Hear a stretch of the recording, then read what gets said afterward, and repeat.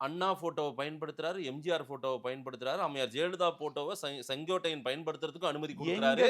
கட்சியில சார் உங்களுக்கு ஏகப்பட்ட சேதாரத்த உண்டாக்குவார் போல தெரியுது சார் விஜய். அப்படி எல்லாம் அதாவதுங்க படம் பயன்படுத்துறாங்கங்கறதுக்கெல்லாம் ஓட்டு போட்டா தமிழ்நாட்டுல இருக்க எல்லா கட்சி தலைவர் படத்தை விஜய் எடுத்து வச்சா எல்லா ஓட்டு விஜய்க்கு போயிருமா? என்ன லாஜிக் இது? ம். நான் கேட்கிறேன். என்ன லாஜிக் இது? இன்னைக்கு அதிமுக தலைவர்கள் போட்டோவ பயன்படுத்தாம தமிழ்நாட்டுல யாரும் அரசியல் பண்ண முடியாது. நான் கேட்கிறேன். இல்ல அப்ஜெக்ஷன் கூட நீங்க பண்ணலையா சார்? இங்க பாருங்க. அதெல்லாம் பேசினோம், வீடியோ போட்டோம், அதெல்லாம் பண்ணாங்க. இல்ல உங்களால மறுபடியும் மீண்டும் ஏன்னா மீண்டும் அது புரட்சி பயன்பாடு தலைவர் வந்து ஒரு மாபெரும் மக்கள் தலைவர். திமுக காரனே இன்னைக்கு அவர் மாதிரி தலைவர் இல்லன்னு தான் சொல்றான்.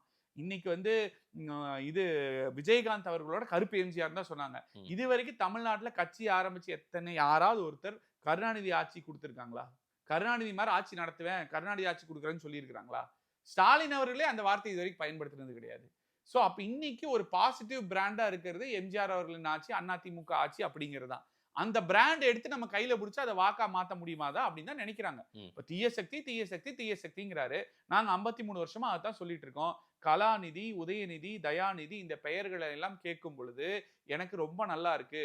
பட டைட்டில் வைக்கணும் போல் இருக்கு. இந்தியாவிலேயே மிகப்பெரிய 2 பாரம்பரிய குடும்பம். ஒண்ணு வந்து ஜவஹர்லால் நேரு குடும்பம், இன்னும் கலைஞர் கருணாநிதியோட குடும்பம் அப்படின்னு பூரிப்போட விஜய் சொல்லும்போது திமுகவ இதயபூர்வமா எதிர்த்துட்டு இருந்த கட்சி அதிமுக தொண்டர்கள். 53 வருஷமா. இதெல்லாம் நடக்கும்போது நீங்க எதிர்க்கல. இன்னொன்னு, நாங்க சொல்லலப்பா. உங்க கட்சியில் இருக்கிற மரியாதைக்குரிய ஆதவ அர்ஜுனன் அவர்கள் தான் சொன்னாரு. உங்க பொதுக்குழு மேடையில உங்கள வச்சுட்டு போன தடவ நாங்க உங்களுக்கு ஜெயிக்கணுங்கிறதுக்காக கருப்பு, சிவப்பு சைக்கிள்ல போட்டுட்டு வந்து ஆதரவுதெல்லாம் தெரிவிச்சாரு எங்க அண்ணா. ம். அதையெல்லாம் பார்த்துட்டு கூட நீங்க கொஞ்சம் கூட நன்றி இல்லாம நடந்துக்கிறீங்களான்னு. அது பொய்யா இருந்தா அடுத்து விஜய் மறுப்பு தெரிவிச்சிருக்கணும்.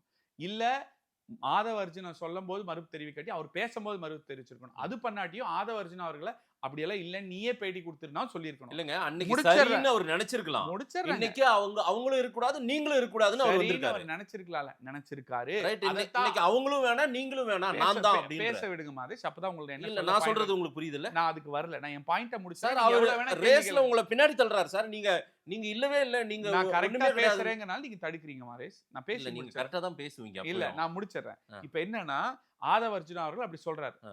அப்ப உண்மையாலுமே 4 வருஷம் முன்னாடி நடந்த சட்டமன்ற தேர்தல்ல விஜய் அவர்கள் திமுக ஆட்சிக்கு வரணும்னு நினைச்சிருக்காதுங்கிறது ஊர்ஜிதமாயிடுச்சு.